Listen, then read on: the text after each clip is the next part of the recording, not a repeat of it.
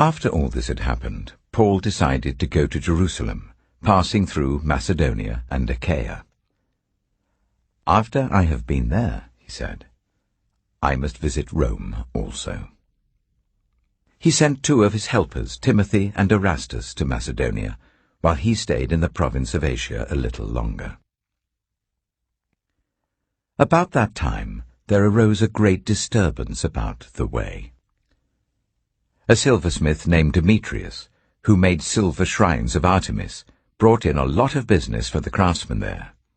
He called them together along with the workers in related trades and said, "You know, my friends, that we receive a good income from this business, and you see and hear how this fellow Paul has convinced and led astray large numbers of people here in Ephesus, and in practically the whole province of Asia.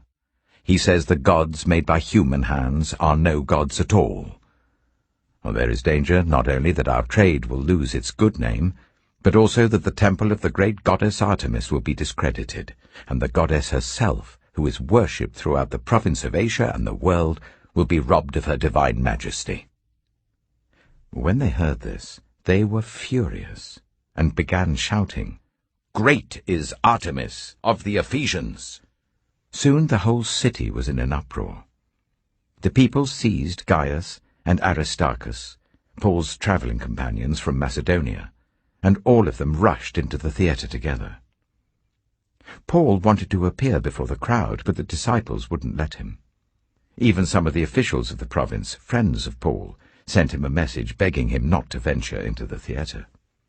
The assembly was in confusion. Some were shouting one thing, some another.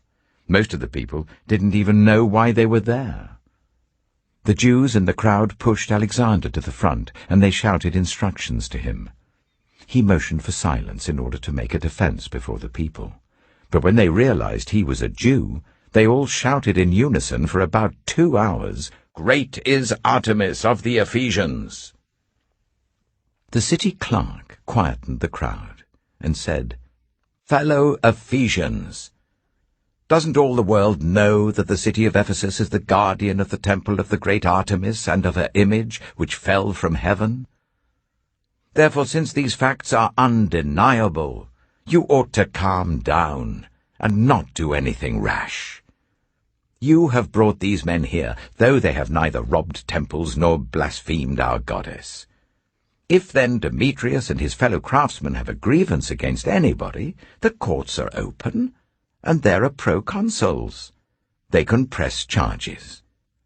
If there is anything further you want to bring up, it must be settled in a legal assembly.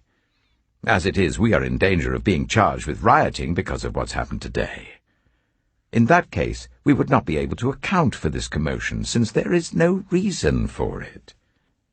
After he had said this, he dismissed the assembly.